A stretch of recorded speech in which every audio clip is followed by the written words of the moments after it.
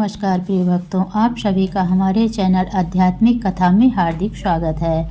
आज के इस पावन वीडियो में हम आपके लिए लेकर आए हैं 16 सोमवार की पवित्र और फलदायी कथा, जिसका श्रवण और पालन करने से भगवान शिव की विशेष कृपा प्राप्त होती है और मनोकामनाएं पूरी होती है और जीवन में सुख शांति व समृद्धि आती है। तो आइए श्रद्धा और विश्वास के साथ इस 16 सोमवार व्रत कथा को सुनें और भोलेनाथ का आशीर्वाद प्राप्त करें। एक बार शिव जी और माता पार्वती मृत्युलोक पर घूम रहे थे। घूमते घूमते वे विदर्भ देश के अमरावती नामक नगर में आए। उस नगर में एक सुंदर शिव मंदिर था, इसीलिए महादेव जी माता पार्वती जी के साथ वहां रहने लग गए।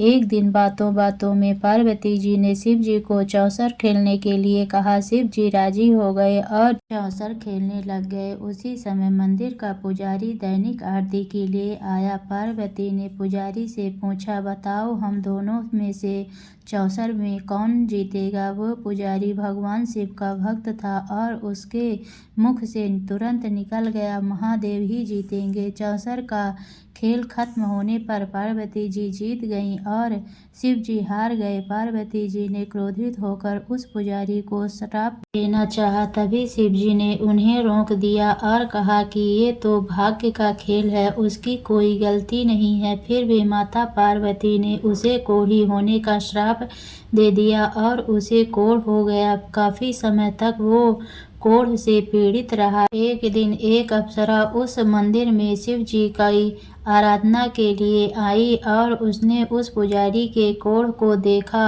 अप्सरा ने उस पुजारी को कोढ़ का कारण पूछा तो उसने सारी घटना उसे सुना दी। अप्सरा ने उस पुजारी को कहा, तुम्हें इस कोढ़ से मुक्त पाने के लिए 16 सोमवार व्रत करना चाहिए। उस पुजारी ने व्रत करने की विधि पूछी।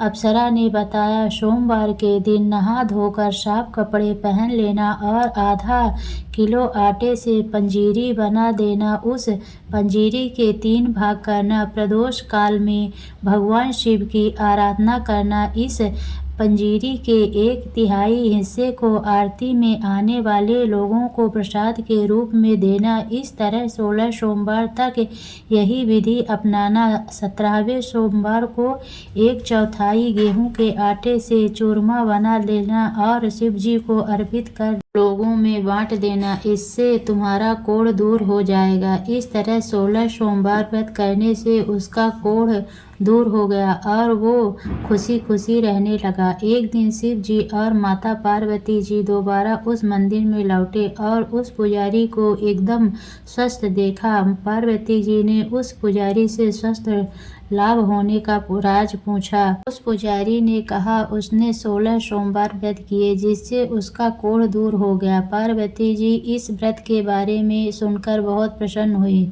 उन्होंने भी ये व्रत किया और उससे उनका पुत्र वापस घर लौट आया और आज्ञाकारी बन गया। कार्तिकेय ने अपनी माता से उनके मानसिक परिवर्तन का कारण पूछा, जिससे वे वापस घर लौट आए। पार्वती ने उन्हें इन सब के पीछे 16 सोमवार व्रत के बारे में बताया। कार्तिकेय ने यह व्रत सुनकर बहुत खुश हुए।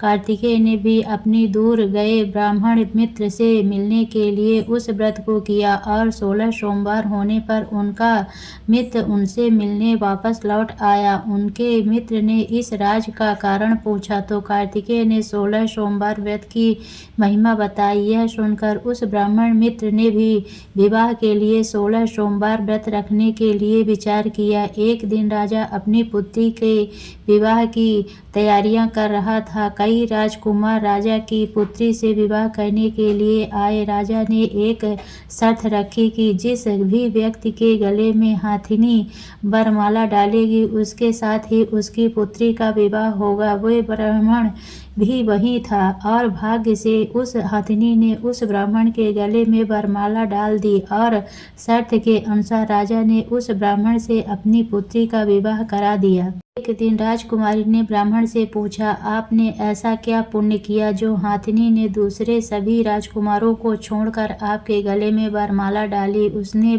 कहा, प्रिय, मैंने अपने मित्र कार्तिकेय के कहने पर 16 सोमवार व्रत किए थे। उसी के परिणाम स्वरूप तुम लक्ष्मी जैसी दुल्हन मुझे मिली। राजकुमारी यह सुनकर बहुत प्रभावित हुई और उसने भी पुत्र प्राप्ति के लिए 16 सोमवार व्रत रखा। फलस्वरूप उसके एक सुंदर पुत्र का जन्म हुआ और जब पुत्र बड़ा हुआ तो पुत्र ने पूछा, माँ, आपने ऐसा क्या किया जो आपको मेरे जैसा पुत्र मिला। उसने भी पुत्र को 16 सोमवार के व्रत की महिमा बताई। यह सुनकर उसने भी राजपाट की इच्छा के लिए ये व्रत रखा। उसी समय एक राजा अपनी पुत्री के विवाह के लिए वर तलाश कर रहा था तो लोगों ने उस बालक को विवाह के लिए उचित बताया। राजा को इसकी सूचना मिलते ही उसने अपनी पुत्री का विवाह उस बालक के साथ कर दिया। कुछ सालों बाद जब राजा की मृत्यु हुई तो वे राजा बन गया, क्योंकि उस राजा के कोई पुत्र नहीं था। राजपाट मिलने के बाद भी वे सोमवार व्रत करता रहा। एक दिन 17वें सोमवार व्रत पर उसकी पत्नी को भी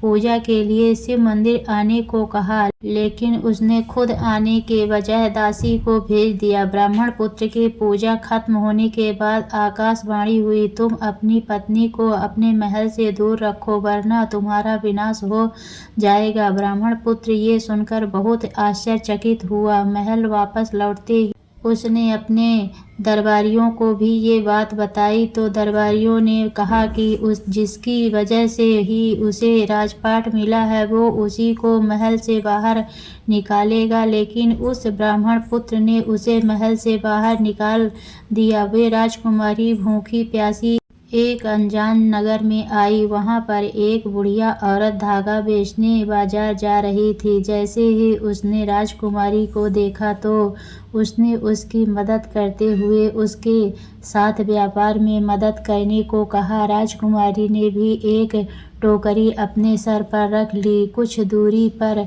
चलने के बाद एक तूफान आया और वो टोकरी उड़कर चली गई। अब वो बूढ़ी औरत रोने लग गई और उसने राजकुमारी को मनहूस मानते हुए चले जाने को कहा। उसके बाद वो एक तेली के घर पहुंची। उसके वहां पहुंचते ही सारे तेल के घड़े फूट गए और तेल बहने लगा।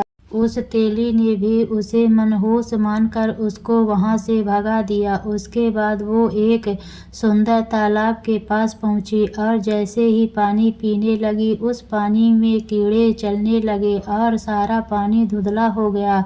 अपने दुर्भाग्य को कोसते हुए उसने गंदा पानी पी लिया और पेड़ के नीचे सो गई। जैसे ही वे पेड़ के नीचे सोई उस पेड़ की सारी पत्तियां झड़ गई। अब वो जिस पेड़ के पास जाती पत्तियां गिर जाती थी। ऐसा देखकर वहां के लोग मंदिर के पुजारी के पास गए। उस पुजारी ने उस राजकुमारी का दर्द समझते हुए उससे कहा, बेटी, तुम मेरे परिवार के साथ रहो, मैं तुम्हारे अपनी बेटी की तरह रखूंगा। तुम्हें मेरे आश्रम में कोई तकलीफ नहीं होगी। इस तरह वह आश्रम में रहने लग गई।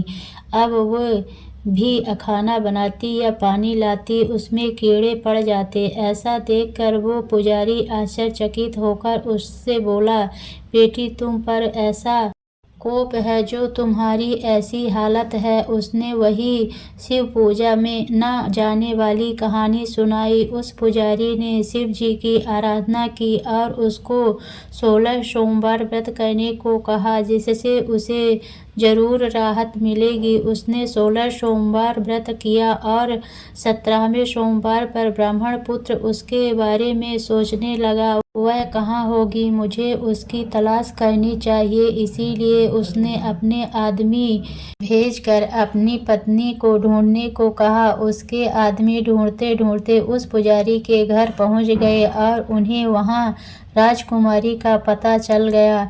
उन्होंने पुजारी से राजकुमारी को घर ले जाने को कहा, लेकिन पुजारी ने मना करते हुए कहा, अपने राजा को कहो कि खुद आकर उसे ले जाए। राजा खुद वहां पर आया और राजकुमारी को वापस अपने महल लेकर आया। इस तरह जो भी यह 16 सोमवार व्रत करता है उसकी सभी मनोकामनाएं भोले बाबा पूरी करते हैं। भोले बाबा की जय।